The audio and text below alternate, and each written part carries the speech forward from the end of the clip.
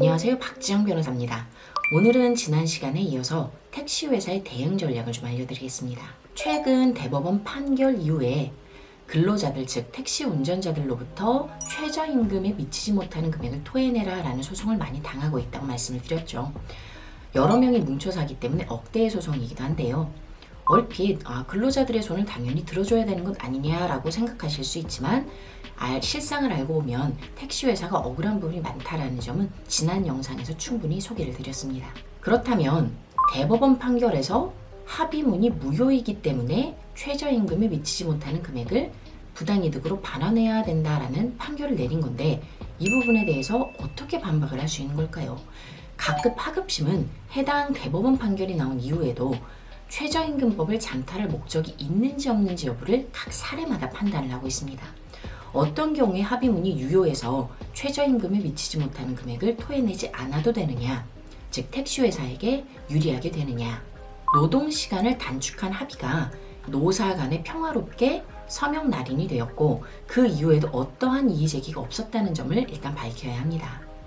회사가 강압적으로 하지 않았다는 취지를 말해야 된다는 것인데요. 이때 중요한 점이 초과 수익분이 이 합의를 이끌어내는데 얼마나 중요했는지를 강조하시는 게 좋습니다. 일부 재판부에서는 판례를 보면 초과 수익분은 어떤 달은 많고 어떤 달은 적기 때문에 이 최저임금법 잠탈 여부를 고려하는 대상이 되지 못한다라고 얘기를 하는데요. 이 합의문이 나온 과정을 지난 영상에서 소개해드렸듯이 초과 수익분은 세금을 전혀 내지 않기 때문에 이걸 고스란히 가져갈 목적에서 이 합의문이 나온 부분이 큽니다. 그래서 그 부분이 크다라는 점을 꼭 강조를 하셔야 됩니다.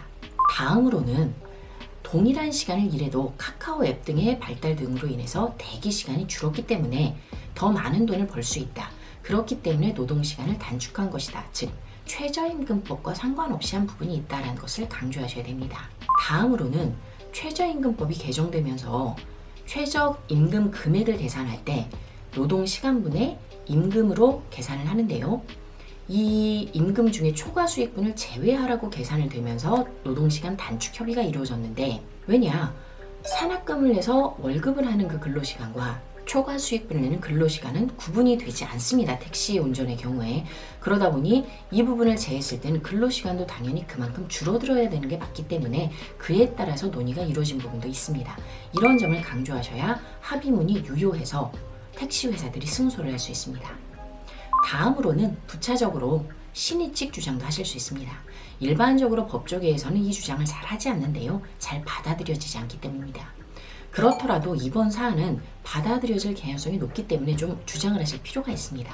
맨 처음 합의문을 작성했을 때에는 근로자들이 자신들의 경제적 이득을 위해서 합의를 했음에도 불구하고 뒤늦게는 합의문의 무효를 주장하면서 최저임금에 미치지 못하는 금액을 달라고 하는 것입니다.